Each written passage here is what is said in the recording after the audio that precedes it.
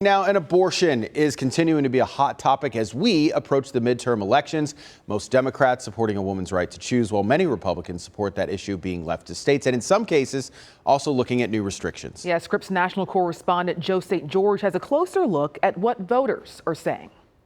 Abolish abortion and body choice! If you were at any rally this summer regarding abortion, you felt how powerful and personal the issue is for so many, on both sides. But this election, just how important will the issue be? If you head to Madison, Wisconsin, a notoriously Democratic town and one of the most critical battleground states in the country, you get a sense of how top of mind the issue still is. Pasture and Plenty is a place that usually just sells food and drinks after the abortion ruling. So right now we still have these shirts for Pink Out Week. They started selling t-shirts and stickers advocating for women's rights. Patrons, they say, put them everywhere. The back of pickup trucks, believe it or not. In fact, these entrepreneurs decided to launch something known as Pink Out Week a few weeks back, a week in which a portion of proceeds from various restaurants goes to reproductive rights organizations. They tell us profits soared. When Lauren texted, she said, "What are we going to do?" And I said, "We're going to do everything." Our literal rights are at stake. But this election enthusiasm is seen not just in merchandise, but in actual data. In Maricopa County, Arizona, a key county that makes up most voters in the state,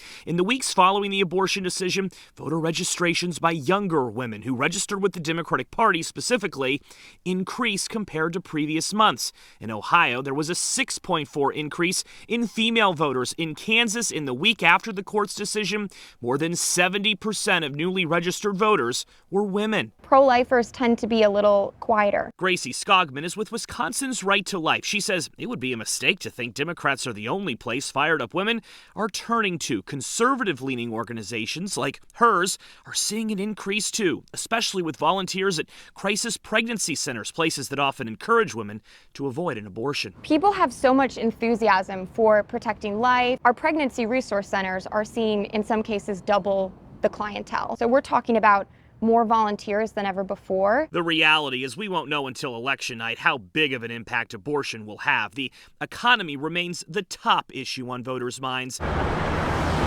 Any abortion restrictions at the national level are unlikely following this election. While some Republicans in Congress want new ones voted on if they take back control, President Biden has threatened vetoes. Democrats, meanwhile, are hoping for a few unexpected victories, so a vote to codify the right to an abortion nationwide can take place. In Madison, Wisconsin, I'm Joe St. George.